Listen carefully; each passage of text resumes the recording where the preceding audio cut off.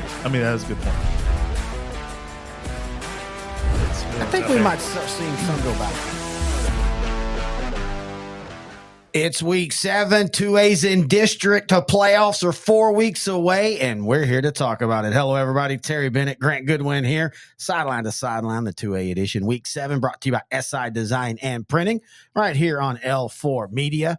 And Grant, the one good thing about week 7 is it gets us closest to the playoffs, but also we are thoroughly right in district play. Yeah, we are. Some teams are kind of separating already, Yep. right? We know who the real deal is. We kind of know who some of the pretenders are. There are still maybe some wolves in sheep clothing or some sheep in wolf clothing right now, right? Yeah. And we'll find out starting this week if there's any pretenders still left. But pretty much the cream has risen to the top. And what we do here each and every week is we review the past week, we preview the week that is, and we just talk all things Texas high school football. We do appreciate you joining us, and let's go ahead and get into talking week 6. Speaking of pretenders, I'll start. Mart shuts out Hico 23-0. Mart is not a pretender. I was talking about Hico. Oh, okay. They came into the game 4-1. A lot of people was wondering if they were going to be able to make a game of it. Now, they played well for a quarter. Yeah. And to be honest with you, they kept the ball, they ground and pound and kept the clock running and kept this game close into the second quarter, right? It was basically scoreless, I think. Yeah, and they held Mart to 23 points, but at the end of the day, Mart was able to wear them down. JD Bell ran for 239 yards on 23 carries. And we've talked about this for Mart, a team that, just recently won many, many state titles in a row. They've kind of become the team for some reason people are kind of forgetting about in Division II because the last couple years they've fallen short. But, I mean, they're still there, and I still think they're a prohibitive favorite. Oh, yeah, I would not overlook Mart. But, yeah, you're right. I think we're in this era of high school football where if you're not getting style points and just, blowing people off the map, or there's somebody above you that is just wiping the field with somebody, you're going to get lost. It doesn't matter about getting lost in the fray, though, and if nobody's talking about you or expects much about you, because there's a tournament. Yep. That you can be who you are and tear through that. And Mart does that every year, and they'll continue to do that this year. So, yeah, I would never write off Mart. All right, another team that I know you want to write off, but I won't. Refugio, they took care of Three Rivers 59-14. Hey, man, they're average, right? Yeah, they're okay. And Three Rivers is another team that they came into the game 4-1, but Refugio reminded who they are. Keelan Brown, 7 of 10 for 209 yards passing. Ernest Campbell had 3 catches for 75 yards, also 4 carries for 88 yards. Isaiah Avery, 117 yards receiving and 75 yards rushing. Look at the game that Ernest Campbell had. Yes. 75 yards rushing. What'd you say? 88 yards on 4 carries. Yeah. Crazy. Right. It's just like he's such a workhorse. And when you look at 75 yards receiving and 88 yards rushing in the stat book, that might not look, both are below 100 yards. Yeah. But at the end of the day, that is just that is a workhorse that is going to win you a lot of games in the playoffs. Well, right? And we saw what he did in the playoffs last year against Timpson. Yep. I mean, when, Refugio just leaned on Timpson for 3 quarters and, they were playing from behind Ernest Campbell. And all of a sudden, that dude is Superman. I do want to bring up things. Thank you for bringing up Timpson, because I do want to bring up. We're not going to talk about the game, but it kind of goes in comparison with this, because I think we all know Ernest Campbell, and we forget what Refugio has around him, Isaiah Avery and Keelan Brown. And lest we forget the trenches on both sides. Oh yeah, the offensive and defensive line. Gosh. They're not big, but they know how to. They will, they will wear you down. Leverage. Exactly. Look at what J.J. Garner did last week against St. Augustine for Timpson. Oh God, he had a safety, 2 rushing touchdowns, 100 yards rushing, averaged 12.5 yards a carry, had a receiving score, a scoop in score, a pick 6, 3 tackle for losses, and 6 tackles. I said this to you when you got into the studio. I wonder if Timpson has found that, because he's a junior, folks. He played last year, but he was a sophomore. I wonder, though, if he ends up being the difference if it is Timpson and Refugio again, because it felt like last year Timpson and Vosky Howard's a great player. And I'm not trying to take away anything from anybody else for Timpson, but at times it felt like it was Bussy versus Refugio. JJ Garner, I think, adds that's just going to make that game, if it happens, that more enticing. Yeah. That's a great point, actually. And until JJ Garner kind of stepped into the limelight, and we saw him week 1 against Beckville, and we thought, man, this kid's special. Blew our minds about how good he was at quarterback. Yeah, and everything he did defensively. Yes, we got to remember he blew up the first 3 plays by himself. Beckville's first drive. Yep, by himself, basically. Right, and they eventually had to start running away from him. Right, he might be that one piece that they needed. Yeah, to get by Refugio, I don't know. It takes something special to get by Refugio. That's the thing. Yes, and maybe is JJ Garner that guy? Paired with Vosky Howard and of course Terry Bussey. We'll see, but man, I hope that game comes to fruition, which it should. I think, right? Oh, I mean, is anybody else? Well, let's go ahead and bring it up. For all the talk about how bad Beckville played in that week 1. They've been a completely different team since then. Now, this week, they destroyed Hawkins, but I don't care. You scored 92 points on a team. 92. That's 92 to 12, and they held Hawkins to 12. And that's not a big, wow moment, holding Hawkins to 12, but still 92. 92. I saw some of the stats. They had 300 yards rushing. One of their guys had 176 yards, but it was only 10 carries, something crazy like that. Yeah. I will say this. I still don't think that they just simply match up well with Timpson. I don't know if they match up well with Cooper, but I will say, if you want to see a team respond from a first week loss that they were looking all year for, that's a great. Beckville's done everything you could ask. I think we had talked about it too. I think Beckville maybe has answered some questions that they had last year, or addressed some problems where I think they put so much into rematching with Timpson that, here's Cooper, right? Yeah. Cooper's a nice little plucky team that maybe, we'll just run through, or we'll squeeze one out against, but then we'll get to go play Timpson again. Yep. I think Beckville, maybe, I don't know, but is maybe addressing it week by week now. Right. And that's what you've got to do. Yeah. And it looks like Joaquin is down this year. Garrison beats them 49-20. Javian Black runs for 106 yards on 13 carries. Omarion Raspberry, that's just a great name, ran for 92 yards. And Braden Davidson threw for 160 yards. And for all the talk. Garrison. Well, that's about to say, it all things. Somebody on the 2A Facebook said we talked a little bit too much Timpson. I mean, it's Timpson and Refugio in Division 1 and then everybody else. That doesn't mean there's not a worthy team, and we'll find out. Garrison plays Timpson the last week of the season, probably going to be for that district championship. They're both 2-0 in 11 2A Division 1. We got to put that game on our possibilities. Yeah, because, last year Garrison took Timpson to the mat. Timpson ended up winning at 44-38, but I mean, that was a back and forth game. And I know some Timpson fans were like, well, hey, we just kind of were looking ahead. You won't be looking ahead this year. So if Garrison gives you that type of game again, now the problem is they did that, and then they immediately went and lost to Corrigan Camden in the first round of the playoffs last year. So right. I think one of the things you got to see from Garrison is a little bit more consistency week to week. And I think they're showing that this year as they're 6-0. They have 1, 2, 3 shutouts. The most they've given up is 20 points to 3A ARP earlier this year. So, if there's a team that's left on the regular season schedule that I think is going to truly give Timpson a challenge, it's going to be Garrison. Yeah, we got to really think about going to that game. All right, how about Seymour, 46, Archer City, 28. Seymour's quarterback, Braden Lloyd, had a big night where he had 16 completions for 299 yards and 5 touchdowns. David Charo had 6 catches for 97 yards. Seymour kind of seems like they've come out of nowhere. Yeah. The last, nobody was thinking about Seymour for the first 2 or 3 weeks, and now all of a sudden they've shown up on the big stage. Yeah, they lost to Albany in week 3, and it wasn't close. I think everybody kind of forgot about them, right. or at least put them into, okay, they're okay.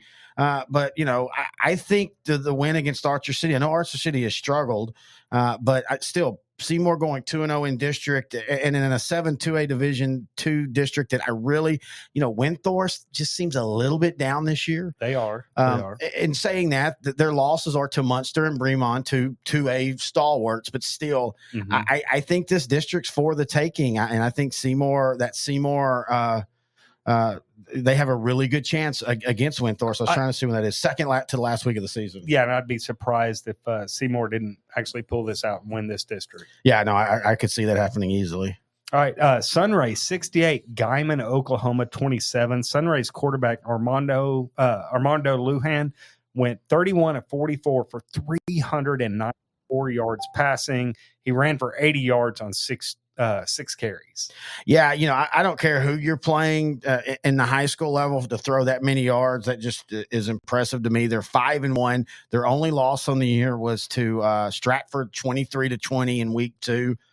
Since then, they've gone on 80, 65, 81, and 68 points scored. They've had 3 shutouts in that stretch. They start off district next week. This is one of the smaller districts, so they've still got Lubbock Christian this week at Lubbock Christian. They'll probably lose that game. Lubbock Christian's a 3A size school, but don't be surprised if the Cats end up winning it. And just talk about that late district, talking to a couple of the coaches that we have shows with that they're not starting district yet, I can tell you more and more coaches are like, I like this division stuff, but this 4 and 5 team districts it drags you down. And when you're in the middle of October and you've got the normal aches and pains and you hadn't even started district yet, and everybody else is 2, maybe even 3 games into district. Yeah. Kind of puts you a stacked deck against you, right? Yeah, I mean, maybe we need to chart and see how teams that come out of those 4 and 5, how they do in that first round of the playoffs. We'll put Internoe on that. Oh, so we'll never get that done then is what you're saying. Probably not. All right, well, let's go ahead and now turn our attention to week 7. And boy, we've got some great showdowns. We're going to start with, I think, the one everybody's talking about across the state. Coleman, the Blue Cats, taking on the Rattlers of Tolar. This is going to be a great game. Yeah, it is. Coleman, 5-1. Their only loss was to Mason week 1, 29-20. And that's now a great loss. Yeah, Mason came off coming off a big win over Wall by 7 points last week. And Wall was looking at one point like, outside of their loss to Jim Ned. Yeah, they were looking like one of the favorites out in the region in Class 3A. Now, Coleman answers. They beat Llano 26-20. And Llano, let me tell you, Coleman gives up size-wise, as far as numbers, they give up a lot because Llano is a large school. Yeah, I know Llano's a little bit down from where they were last year, but they're going to still probably be playing for that region by the end of the year. Oh, yeah. Because they're just young. They're just young. The talent's still there at Llano, but they lost a ton from that team last year. And to me, I was as impressed with that win for Coleman as I was as the Mason win for Mason. As you looked at what Mason's done, Coleman also beat Shutout Bellinger. They beat Brady. They beat Goldwaite, and they beat San Saba last week. Now, San Saba game, it was back and forth early, but the Blue Cats were able to stretch it out. But, I mean, let's be honest. None of them are Tolar, in my opinion. And at the end of the day, Tolar, I know they're 4-1 with their one loss being to that Dallas Christian school, which I almost wish you could count that as an asterisk when you lose to a private school, just because you just never know what you're going to get. I know that this is one of the bigger games of the state, but I still think the Rattlers win this comfortably. I don't know how comfortably, but I think they do. Now, Peyton Brown is still not playing, so that is a huge thing. But at this point, Garrison Nation has stepped up big time. I was going to say, at this point, they've they haven't had him pretty much all year. They're used to not having him by now. Yeah, and Isaac Blessing at quarterback has really kind of taken up some of the offensive slack as well as Matthew Barons at receivers. So, and we know the physicality of this Tolar defense, right? Yeah. So, yeah, I think Coleman will keep it somewhat close, but I think at the end of the day, Tolar wins this one by 14 points or so. All right, we brought up Garrison earlier. Let's bring them up again as they're going to take on Shelbyville. And this is just one of those for Garrison. Again, we talked about, being consistent. Last year, they were kind of up and down all over the place. They were 7-4. They lost to Warren. They lost to Joaquin. And then they lose to Timpson in that close one. And then they get kind of thudded by Corrigan Camden in the first round. this is a perfect test for them because this is Warren. That's the one that kind of sticks. Yeah, out. from last year. Yeah, Warren, really? Yeah, and this year they didn't play Warren. Oh no, I'm sorry, that's the wrong schedule. Let me go back. No. I was about to say. No, I'm talking about last year's when they lost to Warren. I was talking about this year they beat Warren 26-0. I know, but still losing to Warren. Yeah, last year, 100%. But Garrison, I mean, look, they're loaded at the running back position with Raspberry and then JV and Black. A really good quarterback in Braden Davidson, a really athletic defense, 19 returning starters from that squad last year. So now this defense could be tested. Look, Shelbyville's quarterback, DJ Barnes, is a dual threat quarterback in all sense of the word, right? Yes. So, he's going to test this Garrison defense. We're going to see how good this Garrison defense is. I think they'll pass the test and go on to win this football game. Will it be close? Do you think? Yeah, last year this game was close for a little bit. Garrison ended up stretching out and making it look worse than I think it was, if I remember correctly. And I could be wrong. It could have been the exact opposite. They jumped out big and there were a lot of trash touchdowns. I think there's a chance for Garrison in the next couple of weeks to, if they're looking ahead to Timpson, struggle in the first couple of quarters and then get right. Now, let's also remember they have their big rivalry game in 2 weeks against St. Augustine. And for a lot of Garrison fans, that's still the more important game just because it's St. Augustine. Right. But I think that they'll take care of Shelbyville, but it wouldn't shock me if this is one of those at halftime we're like, oh, look at this. And then by the end of the third, it's a 3-score comfortable game. Yeah, I think so. But I think this Shelbyville defense or offense with DJ Barnes and then Dylan Parker running back are enough to scare you at least a little bit. I agree. If you're a Garrison fan, can our defense hold up and stop those two? But offensively, I think Garrison will move the football on this Shelbyville defense. Yeah. And I think they end up winning comfortably, like you said. All right, let's swing over to 2A Division II. We've got Chilton at Bremond. Chilton comes into this game. It's funny. They come into the game 5-0. Bremond comes into it 3-2, but this is basically a pick'em game because when you look at who Bremond lost to, the Kearns game's a little weird, but it was a 1-point game, and then they lost to Holland by 10 points. They beat Windthorst last week 35-13. We were just talking about Windthorst in the last segment. Terrence Scott for Bremond ran for 191 yards last week against Windthorst. Yeah, and Windthorst is still a scrappy little defense. I like Bremond in this game. I do too. I know Chilton. Well, you know what? No.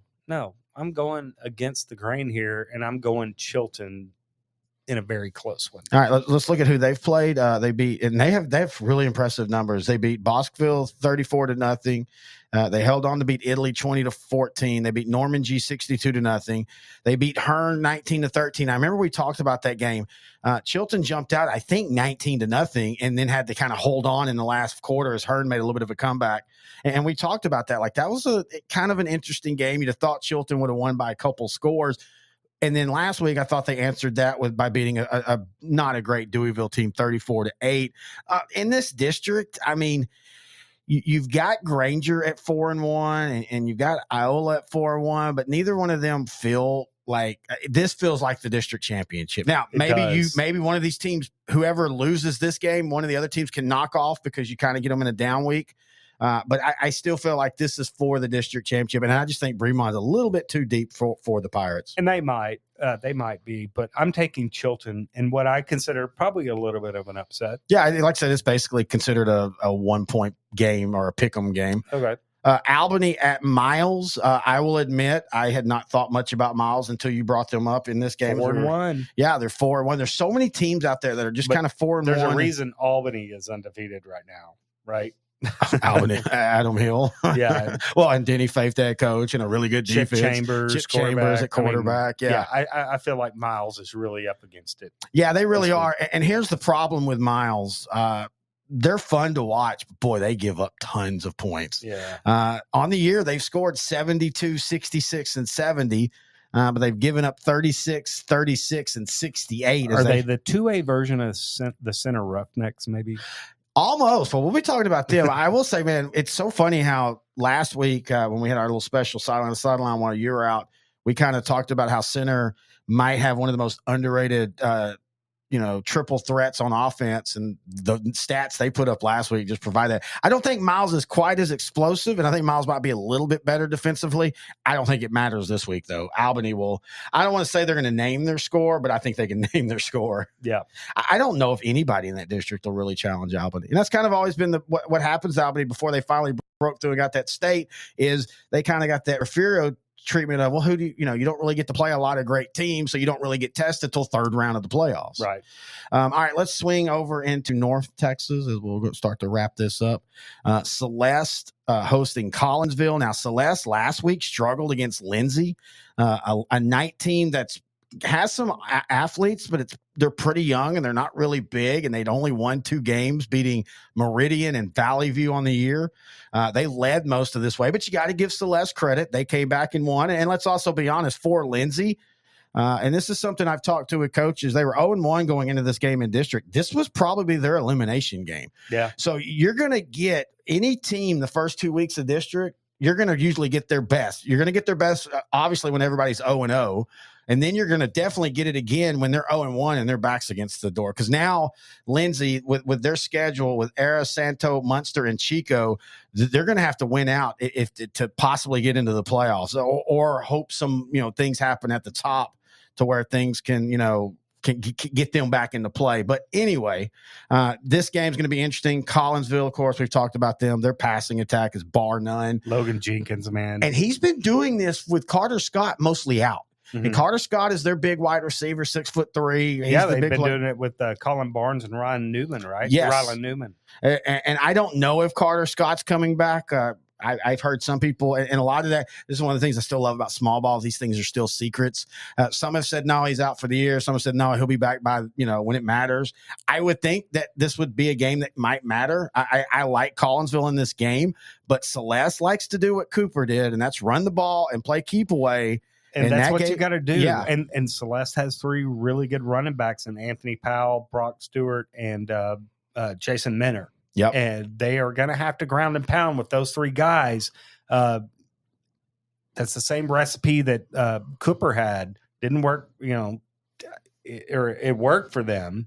But is Celeste good enough up front to make that happen? That's the thing. And also Cooper was able to make just enough defensive plays early, right, to put Collinsville behind. And the thing that concerns me with Celeste, and I know every game is different, but if you're giving up 27 to Lindsay, I'm thinking Collinsville can at least double that without even trying. Yeah. And so I think at the end of the day, it wouldn't shock me again, kind of going back to this one of those games where if Celeste scores first and plays keep away a little while, and then Collinsville kind of figures it out. And I don't think that's going to happen. They might score first. Yeah.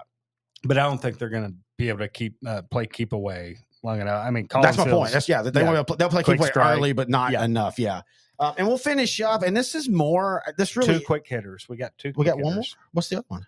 Stratford. And Farwell. I'm sorry. I did not put that on the sheet. 5-0. Farwell 4-1. Farwell a little bit surprising right now, right? Yeah. But I think Stratford wins this game. Yeah, I think Stratford names their score in that one. All right, and then Holland 5-0, taking off 5-1 Thrall. Yeah, Thrall. I love that name. The Tigers. They're one of those that you just. Every time I see that white helmet with the big tiger on it, I just love the way it looks with the T. Kind of like Timpson kind of does the same thing, but I like the way Thrall does it on the white helmets. And saying that, I don't think they win this game. Yeah, I like Holland in this one as well. All right, let's finish up with Honeygrove. And we're really not talking about the game because it's against Rivercrest, and they're going to destroy Rivercrest. I really wanted to finish up on the fact of they have yet to be scored on. Yeah. Not in the first quarter, the second quarter, in trash time, overtime, no time, the time. At all. They have given up 0 points. And when I first saw that and I sent that information to you, you said it best. I don't care who you play. You're 4 games in and you haven't given up any points. There's something about that defense that's at least going to be scrappy here in a couple weeks when they're having to take on Cooper. And I'll tell you one thing, that defense overshadows the running game for Honeygrove as well. Rylan Morrison, running back, Dion Morris, the 2 Morrises, they're ripping it up as well. So if you have a strong running game like Honeygrove does, then you can pitch some shutouts like that. I mean, that's That's a recipe for very successful playoff football right there. Yeah, no, I totally agree. And now they take on when's that Cooper game? That Cooper game is going to be October 20th. Let's go ahead and talk about 9-2A Division I. You've got a district, and you and I always talk about one of the problems with this district is where they're at. They don't get to play a lot of 2A competition that's on a level that's like a region threat. Mm-hmm. And you're seeing it this year because Cooper, who has played Collinsville, but they're 5-1. Honeygrove's 4-0. Wolf City's 4-1. Alba Golden's 5-1. So there's a lot of pretty records in there, but at the end of the day, it's going to be Cooper and Honeygrove, and then I think everybody else is a step below those two. And I honestly, as great as Honeygrove is, and we have a Honeygrove guy that sends in all the stats, William, we appreciate it. I still think I would be very shocked if Honeygrove even gives Cooper much of a game outside of maybe a half. Last year was like 34-6, and it wouldn't shock me if it was the same way this year. Well, I don't know. I'm gonna hold my my prediction on that one until the week of, because I want to see more of Honeygrove. We've only had a 4-week sampling. Yeah. I'm not so sure I'd be fast to agree with you just yet on that. I think maybe Honeygrove does have a legitimate shot at taking Cooper and winning this district, but we'll see. I'll make up my mind on the what that was on October 20th. So okay. You'll make it up that Tuesday. Yes, hopefully. Maybe we'll just sit here until you come up with it. We might sit for 72 hours. I might announce that on the 4A show tonight. On the 4A. Wow, you got it quick then, huh? Yeah. All right, that's going to do it for Week 7 2A. If you have any questions, thoughts, or comments, email us, Grant and Terry at s2ssport.com. You can also find us on Facebook at Sideline, or just Sideline to Sideline, on Twitter at Grant and Terry. And until Week 8, he is Grant. I am Terry, and this has been Sideline to Sideline, the Week 7 2A edition, brought to you by SI Design and Printing, right here on L4 Media.